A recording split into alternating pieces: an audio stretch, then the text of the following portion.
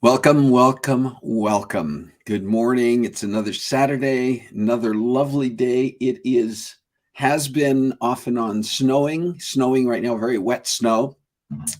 But we're going to be talking about something that brightens up the holiday time this morning. We're going to be talking about our favorite holiday music. I'm going to throw in a few little funny things in there too. I think we're going to talk about some cringeworthy music that comes out this time of year and some of our guilty pleasures. One way or another, we're going to be having a fun time together, and hopefully you've got a warm beverage nearby like I do. But anyway, put on the brakes, grab a cup of coffee, and join the conversation because it's time for Coffee Breaks with Steve.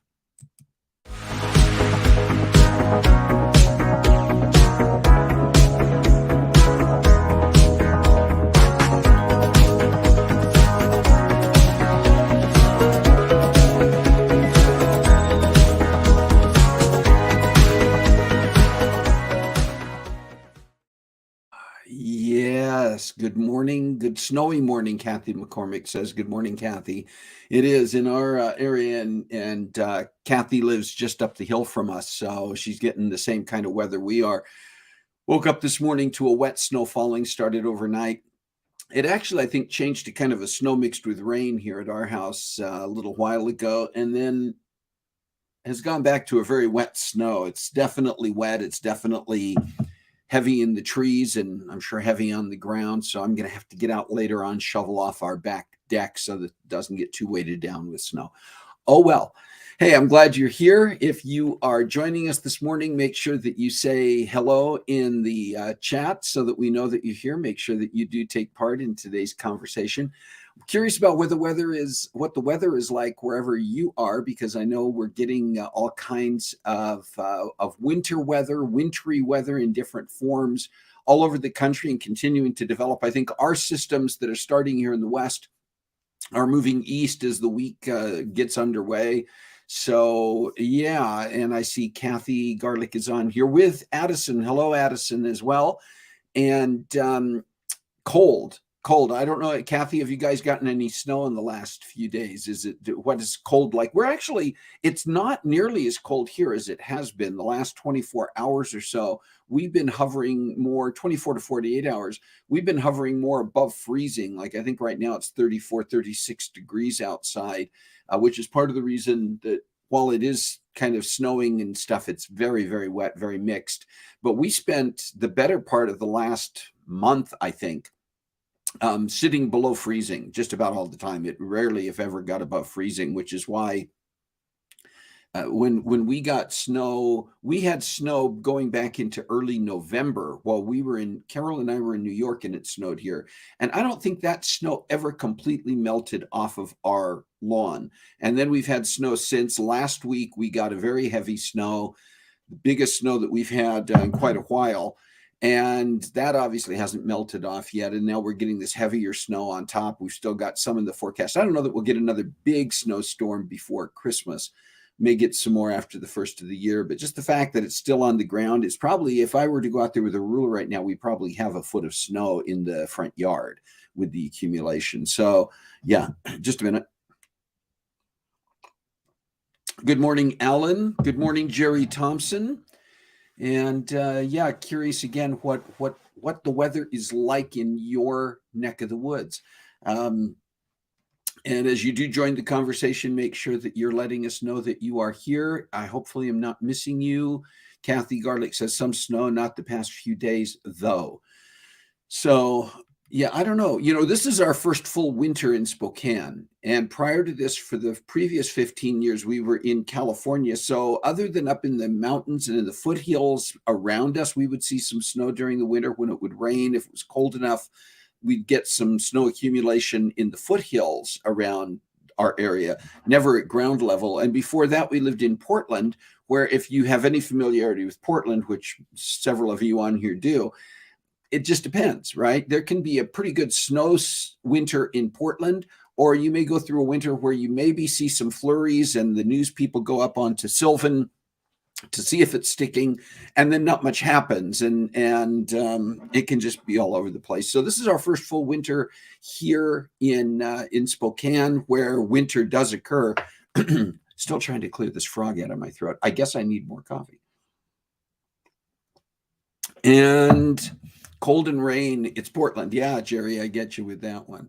Let's see. Let's talk about some of the special days this week that are coming up. First of all, the second week in December is Human Rights Week. It's an international day. I think that's Human Rights internationally. I think it's something that the United Nations sponsors. And that is also true for today is actually Human Rights Day. And just again, do we need a special day to be thinking about human rights? I don't know. But it's a day at least to focus on the fact that we need to be thinking about that. We know we've seen issues in our own country at times. We know that that's a battle that gets fought on a global basis. It is also, interestingly enough, Nobel Prize Day. And that is because the gentleman who the Nobel Prize is named after, Alfred Nobel, actually, it's interesting that this is the day they chose. It's not his birth date. It's actually the day that he died in 1895 on December 10th. So happy Nobel Prize Day, Alfred. And then tomorrow, Sunday, is International Children's Day. It's always the second Sunday in December, but it's a day to focus on children, obviously by the name, and their rights and the things that they need. And again, do we need a special day? There it is. It's out there. The 12th, Monday, Gingerbread House Day. How many of you grew up building gingerbread houses? Or maybe you still do that. Maybe you do it with kids or grandkids. Maybe it's still just a project that's part of your annual Christmas celebration and tradition and decor. But do you create, hang on, geez. The caffeine definitely needs to flow today. Do you make gingerbread houses or anything with gingerbread? Some people like to make the gingerbread cookies or gingerbread men cookies, etc. So, yeah, what do you like to do where that is regarded? It's definitely going to be one of those days. The 13th, Tuesday, is National Cocoa or hot chocolate day, depending on how you refer to it. How do you refer to that hot beverage? Is it hot cocoa or is it hot chocolate? What do we have different names for things depending on what you grew up with, and sometimes it's based on areas of the country. But anyway, Tuesday is that day, National Hot Chocolate Day. And I like a good cup of hot chocolate to mix it up every now and then. That's I think a nostalgia thing, but it's also just a guilty pleasure thing with beverages, right? Moving along, the 14th, Wednesday, is International Monkey Day. And I can't remember I didn't write down here who originated that day, but it has to do with monkeys. You know do you know how you differentiate between an ape and a monkey? That one of the shows that Carol and I have gotten into watching and rewatching, it's on Disney Plus. I think it's through the Geographic channel, but it's called Secrets of the Zoo. And this has gone on for a few years. They have several seasons of this at different zoos, major zoos around the country, and I think one in Australia. But they just kind of follow the things that go on daily in these zoos. And one of the things that they've talked about on there is that monkeys have tails. If they don't have a tail, like orangutans, chimpanzees, baboons and others don't have tails, they're not a monkey. They're an ape, but they're not a monkey. They're all simians. I don't know how I got into that other than it's International Monkey Day. So on Wednesday, when you're celebrating international monkeys, you can't include chimpanzees or orangutans or other non-monkey simians in that. Wow, am I going to need more coffee today? The 15th, Thursday, going back to Human Rights Day being today, right?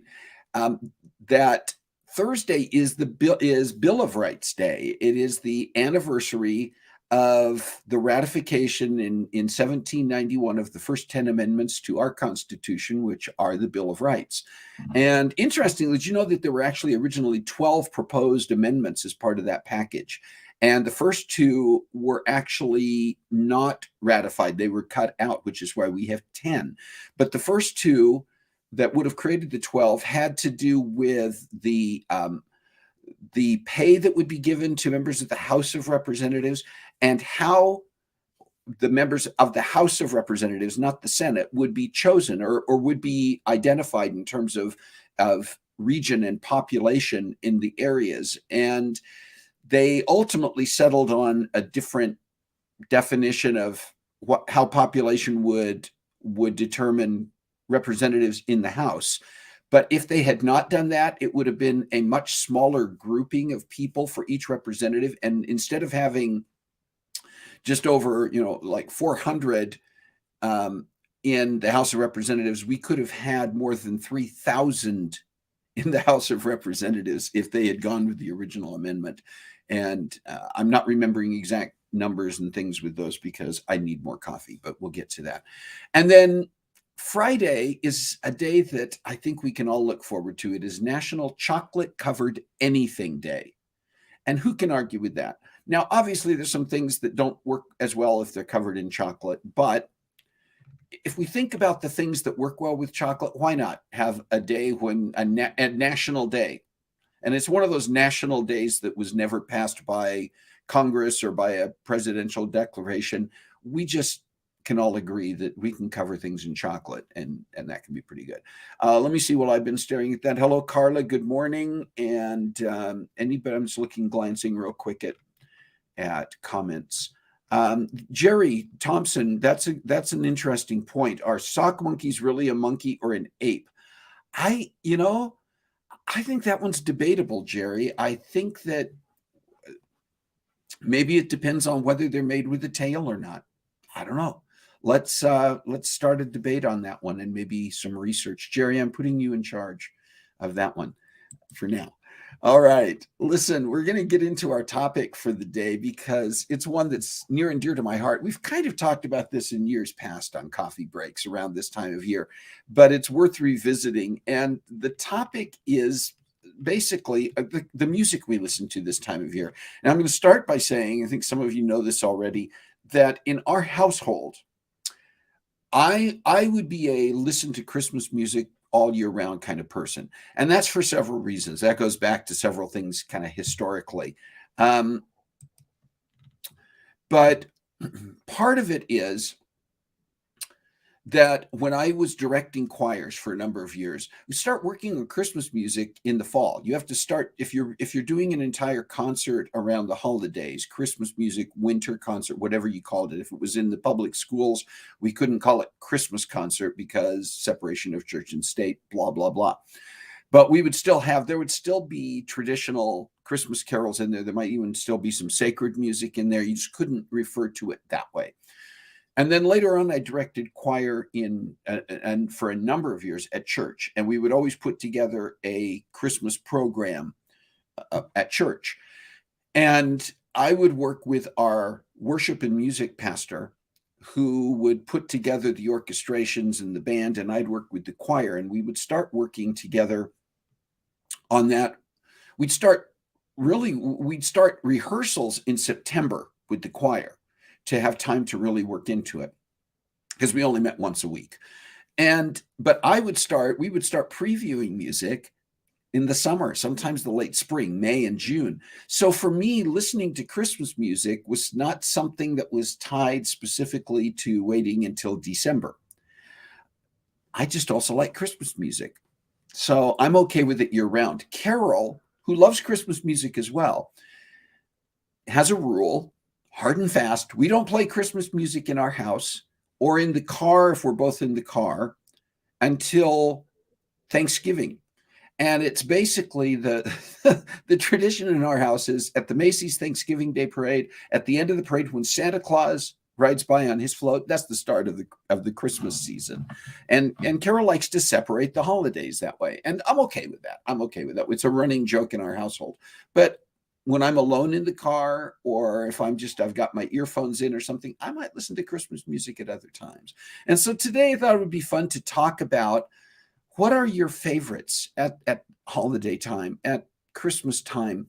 What is it that for you hear certain songs, or you hear certain artists, or you got a playlist or whatever it might be, that to you, that's what warms your heart.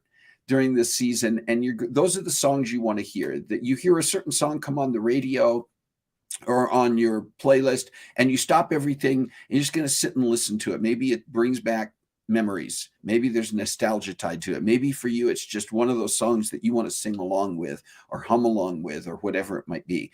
And so I kind of started my own list. I mean, I've got a lot. There's more than what would fit on this list, but there's some that just kind of jump out. And these are all going to be personal tastes, right? We all have our favorites. We all have our styles that we like. Some people really prefer just to stay with the sacred Christmas, Jesus-centered Christmas music. And I'm going to address that because that is part of what speaks to me. It depends on who's doing it too. There are certain groups or artists or something, you hear a particular arrangement of a song and that can do it. But the classic or the classical Christmas music can be part of it. And classics can also be some of those that just go back to your childhood, right? But there's also a lot of music that comes out, contemporary music, even new songs or new arrangements or renditions or covers of a song that come out on a regular basis that you may go, oh, I really like that one. Or you may go, no, I don't.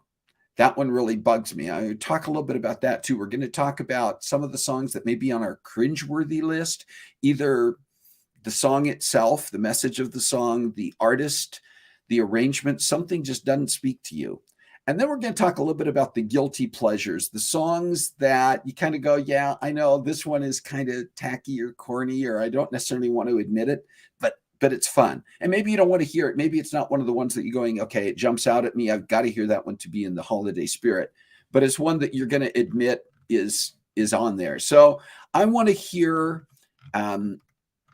and I see that Kathy Kathy Garlick is already putting some of hers. I'm going to talk about some of mine. I'm hoping that'll spark some ideas for you, and you will list some of yours. And I like that, Kathy, is that you put the song in if there's a particular arrangement or an artist. Put that out there too, and that so others can find those, because sometimes we don't know about a song and we add it to our list. Just a few of mine that come to mind immediately: the Christmas song, Nat King Cole, Chestnuts Roasting on an Open Fire. There's just something about that song. And there's a backstory to it that's kind of funny. When Mel Torme wrote the song, supposedly it was the middle of summer and he was sitting on a hot beach someplace. Doesn't matter. When I hear Nat King Cole's Chestnuts Roasting on an Open Fire, and I'm not Nat King Cole, obviously, but when I hear that, that's one of those songs that White Christmas, you hear the introduction to Bing Crosby's White Christmas and that little sort of bell tone introduction. For me, everything stops. I know what's coming, and I just want to stop and listen to Bing sing White Christmas, right? And you can tie it to watching the movies. That's sometimes it too, is that there are certain songs within the context of a movie or a TV show, a TV special, that are also going to speak to us. That can be part of it.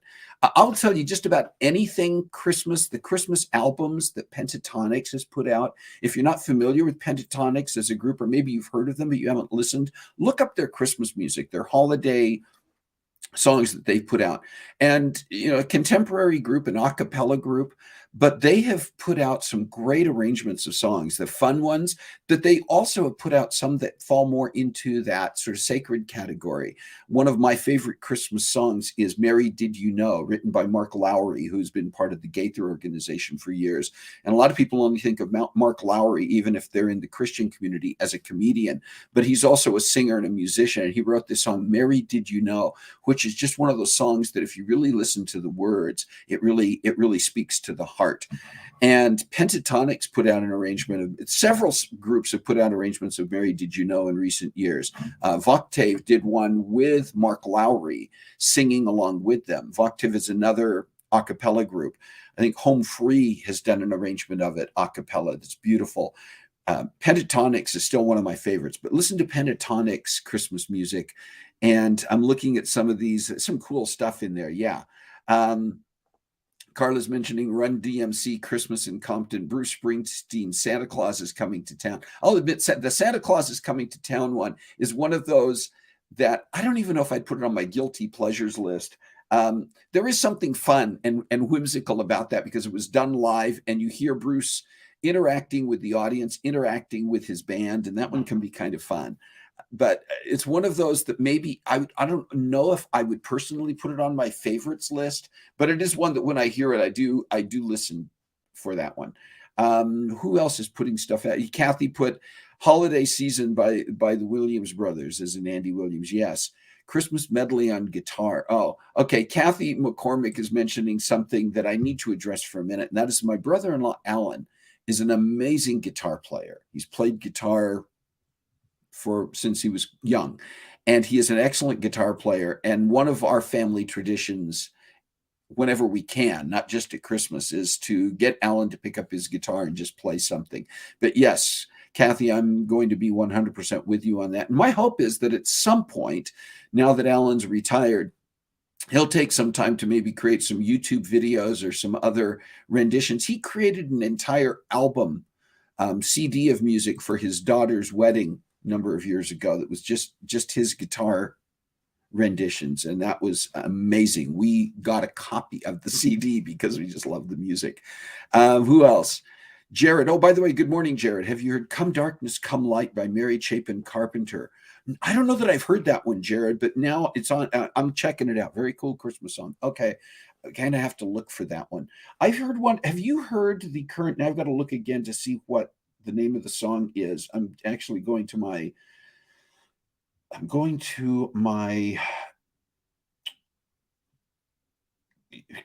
whatever this thing's called. Oh yeah, the internet is what it's called. There is a commercial on right now for Pandora Jewelry, and there is a song that it sounds very much. I mean, it's this ballady type of song. It's got almost a mysterious quality to it, and I want to hear the whole song because it sounds really cool. But now I'm going to have to find it again. I looked up the title. But look up song with Pandora commercial and see if you can find it and put it on here. What else speaks to me? Oh, No Place Like Home for the Holidays. Perry Como's rendition of that kind of picks up in the middle with his chorus in the background. There's also the Carpenters arrangement. Karen Carpenter singing No Place Like Home is another one. Okay, I know a lot of people, one of the ones that becomes very cringeworthy for people is Mariah Carey singing All I Want for Christmas Is You. I think because it gets so overplayed, and some people love Mariah singing that, and other people it's like, okay, I'm done. There is on Mariah's Christmas album from going back 20 years ago or close to that, her arrangement of Oh Holy Night. If you've never heard Mariah Carey singing Oh Holy Night, it's a fantastic arrangement. I think there's some other good ones out there, Josh Groban and others who do Oh Holy Night. It's another one of those that I just love to hear. But listen to, even if you're not a huge Mariah Carey fan, find Mariah Carey singing Oh Holy Night and give that a listen. Robert Goulet's The Little Drummer Boy. Yeah, on an album we got from the gas station, there used to be, I think it was Firestone, used to put out a Firestone or Goodyear, one of the tire companies used to put out a Christmas album that was just all these different artists. And I think you can still find those on resales and other things. But we had one of them for a number of years that was one of those things you'd get at the gas station by filling up at Christmas time. And it had great song. I mean, the entire album was one that we played over and over again as kids. You couldn't go online and get a playlist. That was our playlist pretty much as when we were growing up in our household. Speaking of the Carpenters from before, Merry Christmas, Darling is another one of those. I think just listening to Karen Carpenter's velvety voice is just, I'm not always into the ones that are, I don't know. Some of them are nostalgia. Some of them to me are a bit corny. We'll talk about that. Once again, personal preference, personal taste. Jared, you mentioned, I think a few years ago during one of our streaming conversations, and it was one that was on my cringeworthy list for a few years. I'm going to mention it because I've come to appreciate it, and partially, Jared, that was because of you bringing it up again, and I went back and kind of listened to it with different ears. But it's Bing Crosby and shoot, my mind's going blank. I need more coffee. Jared, help me out here because you know which one I'm talking about. It's the medley from one of Bing Crosby's one of his last TV specials, and he was getting quite old. There it is. Kathy just put it up there. It's with David Bowie, And they did it during the live performance. They never went back into a studio and re-recorded it. And Bing's voice was starting to get weaker. And because it was just done on the TV special, when you hear it on the radio, the mix isn't fantastic because it's just mixed for television. I think he did it live. Sometimes it'd be lip syncing things. They did it live, but it is Bing Crosby and David Bowie doing Little Drummer Boy, Peace on Earth mashup. And I had to go back because at first I was bothered. I remember seeing it on TV, and I think that's where my bias was. I saw it on TV with them doing it, and you could tell that was one of the last years, if not the last year, that Bing Crosby did a TV special. And he was getting to the point where his voice was not very strong. And when he would do White Christmas always at the end of the show, by now, in those last few years, he couldn't even sing the song. They would put on an older recording and he'd lip sync it. And it was, to me, it was starting to become, I'll say this carefully, but starting to become a little bit pathetic. It's like when you're thinking, they should have just stopped a few years ago. And then when they started playing the David Bowie, Bing Crosby arrangement on the radio, the mix wasn't fantastic because they didn't do it in a professional studio. And so I was bothered by it for a few years. And then I got to the point where I actually started listening to it from a different perspective and appreciating the actual music. And it is now one that I look forward to hearing. I'll Be Home for Christmas. It's another one that has that nostalgia and that sense of anytime you're talking about coming home for Christmas, I love that. Here's one, and I think I've posted recordings of this. It's tough to find a good recording like on the internet. For years, I had, I think, a cassette tape, and we did this one in my church choir many, many years ago. I could probably add another many, but it was one that was part of a Christmas cantata. It was a church sacred cantata. You mostly hear it, if you do still hear it, in churches. I think the book that it was from was out of circulation, but it's called That Night. And it's just this beautiful arrangement. And again, the message from a sacred, Jesus-centered Christmas perspective is amazing because it starts out very quiet, the whole choir singing, but they're talking about that night in heaven, there wasn't a sound as God and the angels watched the earth. And it's talking about the birth in Bethlehem. And it's like there's this silence in heaven as the angels are waiting for this event to happen. And then it talks about when the baby is born, the choir picks up into this huge crescendo and sings, then the heavens exploded with music everywhere. And it's like, wow.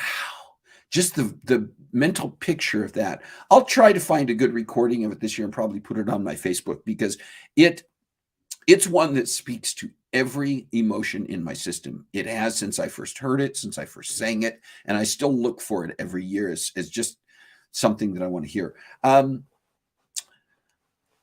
Maybe some of these kind of almost fall into the realm of guilty pleasure, but they're just fun. And again, some of them are tied to shows or movies, but Burl Ives singing Have a Holly Jolly Christmas. That one just picks me up a little bit. Andy Williams singing It's the Most Wonderful Time of the Year. Once again, just one that's semi-contemporary. It was written, I think, in the 60s, but it's another good one that I love to listen for.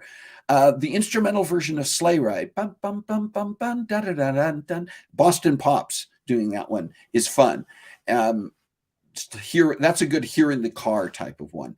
Anything by Vince Guaraldi that's tied to the Charlie Brown Christmas, the instrumentals, or even the kids singing Christmas Time is Here, that all falls into my let's see. Yeah, Sleigh Ride, Jared put it up there. Sleigh Ride by Leroy Anderson, that's exactly it. And there are a number of good arrangements. Something about when I Know It's the Boston Pops is great. Eartha Kitt's Santa Baby. Jerry, you put that on there. I have that on my guilty pleasures list. There have been a number of covers since then of Santa Baby, but Eartha Kitt, the original, there's something about if you grew up in that era and you knew who Eartha Kitt was, and she was one of the actor who played Catwoman in the original Batman TV series. But Eartha Kitt was there was something about her sassy demeanor that it worked for Santa Baby, right? What else is on my list? Carol of the Bells. The arrangement, if you watch the movie The Santa Claus with with Tim Allen, There is at the beginning, there is a choral arrangement of the Carol of the Bells that kind of has a reverb and echo built into it that really sets the mood. I love that one. How about Boney M singing Mary's Little Boy Child? Isn't that's a good one? That one's worthy for me. Christmas Is by Percy Faith. Christmas Is. That's another one. And that one takes me back both in terms of nostalgia and just in terms of the arrangement. And it's hard to find. I've looked for good covers of that. Kathy, if you know of a good recording of that, that really brings, that's that arrangement that we did in high school that brings out those chords and the strength of that song. Because I've heard other ones, there are a number of covers of it solo, which are great too. But there's something about hearing that choral arrangement of it that speaks to me, and that's nostalgia. Mention some guilty pleasure. Okay, see, time for more coffee. By the way, thank you. I'm glad that you're all putting yours on here. And I'm going to mention a couple of things. By the way, one, if you're joining us live, make sure you do join the conversation. I saw something I forgot to say. I saw Kim Baker was up here. Kim Baker, and good meowing and afternoon to you, Kim. Has anyone heard and loved Percy the Puny Poinsettia? So that's one of those I have, yes. And that's one of those that falls into that category for me of almost the guilty pleasure songs, because there's some that you go, okay, that's just kind of, corny. But I still love them. I'm going to mention some of my guilty. Oh, hi, Scott. You're here. Welcome. I'm going to mention some of my guilty pleasures, and these can be guilty pleasure songs for a variety of reasons. Once again, personal taste, personal preference. Some people's guilty pleasure songs might be someone else's favorites for the holidays or a cringeworthy song, but we'll talk about those. So listen, not judging anyone here. So you can put your favorites, your guilty pleasures, even your cringeworthies out here. And we're going to respect all of those opinions. There's one that actually came out in the 80s. I didn't hear it for the first time until just a few years ago that I recalled. And it's by a girl group or a women's group called The Waitresses, which I'm not sure. It may have been like a one-hit wonder type of thing. But it's called Christmas Rap. The style is very bubblegum. The vocals in it seem very bubblegummy. And the lyrics are very corny. But it's this kind of, I would call it almost a jazz type swing arrangement. And the instrumentals to it are really what I love. It's got a lot of syncopation to it. It's got some great brass parts in there. So listen to that one. Get past the vocals if you can. But hi, Kathy. Is Kathy Glavin out there? Did I see Kathy Glavin? If I didn't and she's here, hi, Kathy. All the Kathys are here. What can I say? So Christmas Rap by The Waitresses is one of mine. I'm putting, even though this is in its own way a favorite, the You're a Mean One, Mr. Grinch by Thurl Ravenscroft from the original How the Grinch Stole Christmas television special. There's still something about listening to Thurl Ravenscroft and that low voice. You're a mean one, Mr. Grinch. I got to hear it at some point, right?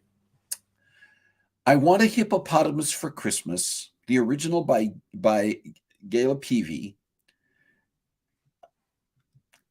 I still find it and listen to it because it's kind of like, what I want for Christmas was my two front teeth. Some of those that were done whimsically, but there have been covers of Hippopotamus.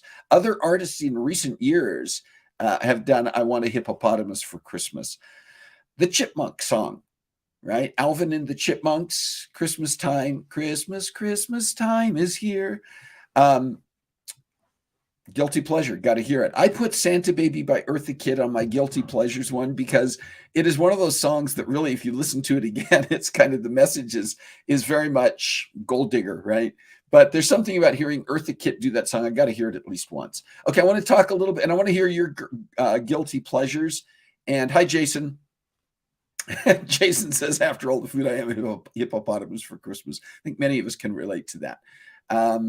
Yeah, and Jason, you put the Alvin and the Chipmunks up there, so absolutely. Cringeworthy. Once again, a very personal, individual thing. So don't judge me, and I'm not going to judge you for your cringeworthies. But they're the songs that you're going, oh my gosh. And I have a new one that I added to this list this year, which I'll get to in a minute. But one of them I first heard, we were living in the Bay Area a number of years ago. One of the radio stations, there was only one radio station that played it regularly down there, but it's called Christmas in San Francisco. And it's just one of those that it's written as and has a very Lounge Lizard feel to it. And it's one of those that you go, okay, they cannot have been serious when they were doing this. And you realize, yeah, they were serious. But it's one of those that, I mean, just even now, some of the lyrics in it, you would go, okay, I don't think you could get away with even saying that in this day and age. Find it. There have been a couple of covers of it, and the one I'm thinking of is, my mind went blank again on the artist, but he was one of the, I would call him Sinatra era artists.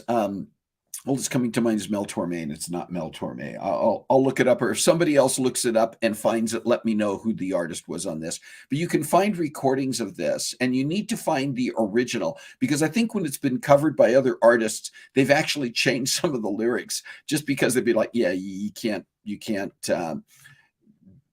do that.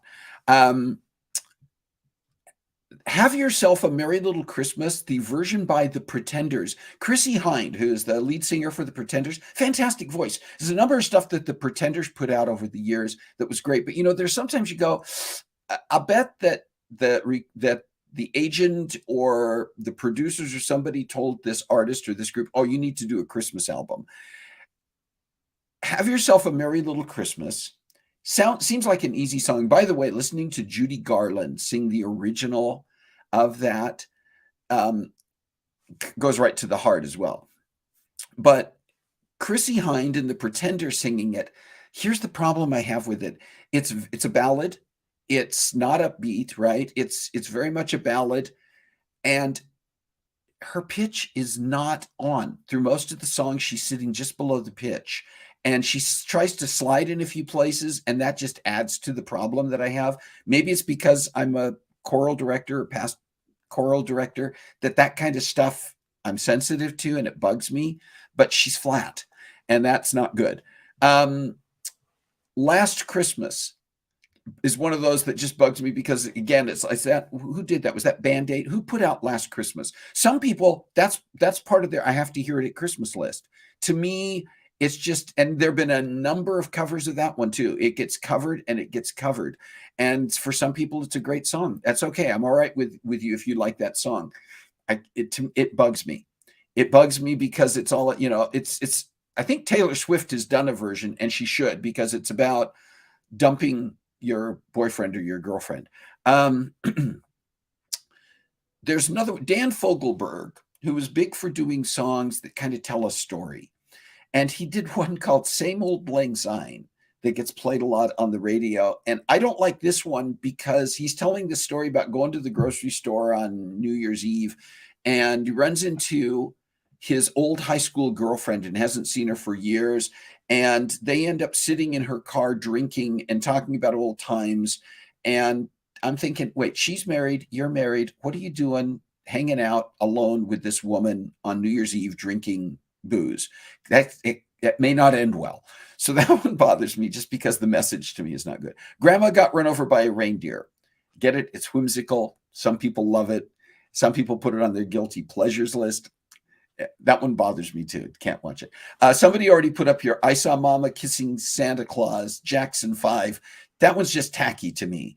And I'm thinking, what kind of message are we sending to the kid? It's okay. Hey, Mommy, I saw you kissing Santa Claus. Oh, that's okay. Daddy knew about that. I'm not sure that's the right message. Baby, It's Cold Outside. Again, another one that gets covered over and over again and duetted over and over again. And I think just because it's not, people refer to this, pardon me, but refer to it as thank you, Scott. Wham! Was the Last Christmas.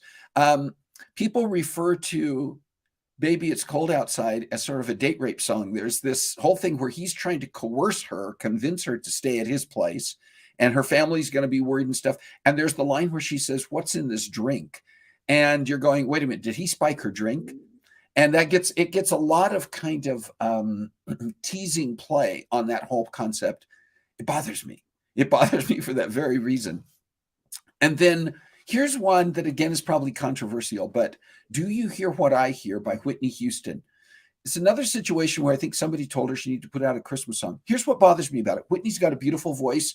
The song itself is not bad. It's a great arrangement, except they leave out the entire first verse of the song. Said the night wind to the little lamb. She starts with said the little lamb to the shepherd boy. And to me, it's like the song has a progression. It tells a story. I don't know if it's Whitney's fault or whoever did the arrangement for her or the producer or what they were thinking when they did that. But it's like, why would you cut out part of the story? That would be like saying, do the Christmas song and you're not starting with chestnuts roasting on an open fire. You're going to start somewhere else in the song. It just doesn't work for me. Okay, listen, if you are, guilty pleasure, Chelan lip syncing Holy Night. That's another story. We'll have to put that video up on our Facebook at some point. But yeah, it's a deliberately very bad arrangement of Oh Holy Night. And Chelan has, within our family for a number of years, lip synced that just to get us laughing hysterically. But yeah.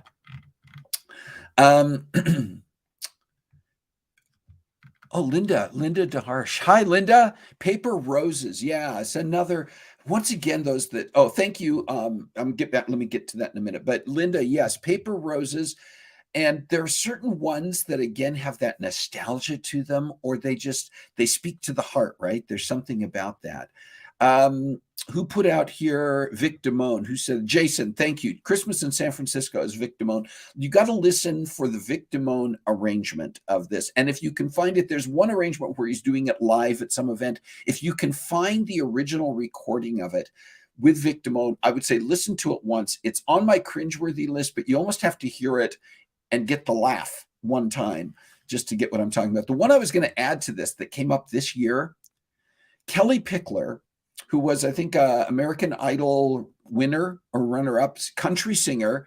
Kellie sounds really great on certain songs. She's got a Christmas album, maybe a new one this year. I'm not sure. I hadn't heard any of it before this year, but on the radio here a week or so ago, I heard Kellie Pickler singing "O Come All Ye Faithful." And there's several things about it that just listen to it one time and tell me if I'm right, if you can get through it. The way her phrases is just weird and and it's very twangy in her voice because she's a country singer. I can accept some twang from a country singer. That's okay. But hers is so twangy that it's distracting. And then her pronunciation of certain words, Christ the Lord, she doesn't say Lord, Christ the Lord. And every time she gets to an O sound, she sings it as an U. Once again, choral directing, diction, how you pronounce things. I can't do Kellie Pickler. And I heard a couple of her other songs from the album, and she does the same type of thing. I'm not really sure what the point is. Anyway, personal opinions, and I know we all have them, but I want yours, and I'm going to go back. Yeah, there's some great stuff on here, and I haven't had a chance to respond to everything. If I didn't acknowledge you, my apologies. I'm going to go back and be reading comments because I want to pick up some things on this. And if you were joining in later and watching this recorded, please feel free to, in the chat, share your own favorite songs, or make sure you define them though. If you're putting favorite, make sure you say a favorite, cringeworthy, guilty pleasure, so we know which category you're referring to. But yes, some great stuff here. What else? Okay, I'm gonna close this down now and just share a few things with you that are coming up as we get close to the end of our time. I just want to again thank you for being here. I want to thank you for joining in the conversation and being part of this whole holiday season. Let's see, is it still snowing? Looks like it may have stopped right now, snowing here, but still in the holiday spirit. Share some things that are coming up. That's a great picture of me. Man, I look bad in that picture. Next week, a few weeks ago, we had Beth Roars on here, who is a professional musician and reacts to music videos. And there are a number of them. I love to watch them. I have a number of favorites that I go out there and look at. I'm going to try my hand at it next week. I'm actually going to do a reaction video. Now, I'm not going to be reacting live on the air. This week, I'm going to be picking a song. I'm going to record myself reacting to it cold. I'm not going to listen to it ahead of time. So what you will see next week is actually my cold reaction. But what I'm going to do is record it. And then during next week's show, I'll introduce it. And then we'll play my recording of my reaction to a song. And I'm picking, I think I know which one I'm going to do. But I'm looking for artists out there who are putting out new Christmas music, not Kelly Pickler, putting out new Christmas music. And I think I found the one that I want to do, but I'll announce it next week probably when I do it. And you're going to get my stopping and reacting and analyzing some things about the music video. And because I know some of you are also musicians and you understand music, I'm going to be looking for your comments and your reactions as well to this. So that's going to happen next week. And then the following week, Christmas Eve, yes, we will be on the air. I know a lot of you may have other things going on, may not be able to join. We're going to talk about our family holiday traditions. And what did you grow up with is that we're part of your tradition? What from that carried over into your adult life and are still part of your family traditions? And what did you adopt as new family traditions, maybe as your own within your own family as your kids were growing up or whatever? And what are the things that are part of those traditions? And then we're going to be back on New Year's Eve on December 31st, and we're going to talk about new beginnings as we close out 2022. We get into 2023. I'm not looking necessarily for New Year's resolutions, but we're going to talk about how the start of a new year gives us a chance to kind of do a reset and start new things, start things fresh, and why some of the experts will say that's not a bad idea. So we're going to talk about some of those things. We've got tremendous things lined up already for 2023. Got a number of topics and guests lined up through the first quarter of next year and into the second quarter already. It's just been prolific where that's concerned. I want to remind you that episodes of Coffee Breaks with Steve are available on podcasts, not live, but by tomorrow you should be able to find us on Spotify. Today's episode on Spotify, Apple Podcasts, and Google Podcasts, and past episodes are already there. It's a great way to go back and listen or watch them or refer them to your friends. Of course, always recommend that if you can come on Facebook, we're live Facebook and YouTube, and we did something a little bit different today. I don't know if any of you ran into it. Hi, Shelley Ritchie. If any of you ran into it, and that may be how some of you got here, but I did something a little bit different as an experiment. Not only were we going live from the Coffee Breaks Facebook page, but my personal Facebook page also went live today. We went to both sites just to see if anybody who has a hard time finding us can find another way to get to us. But if you go to the Coffee Breaks with Steve Facebook page, we're usually there too. Okay, I've rambled enough. You've all been wonderful. I want to thank you. I want to encourage you to continue to be out there enjoying the holiday season with the music, the favorite movies and TV specials, whatever else that might be that says it for you. And hopefully we'll see you back here next week. If you're new to Coffee Breaks, hope that you'll become a regular. If you're a regular, thanks for being here so much of the time and making this a special time for all of us. And once again, you know, this is a busy time of year, but there's a lot going on that we can also be a part of. Some of you are already out there doing things to help bless other families and other people. Find a way to make a difference in your world this week. God bless you and have a great week.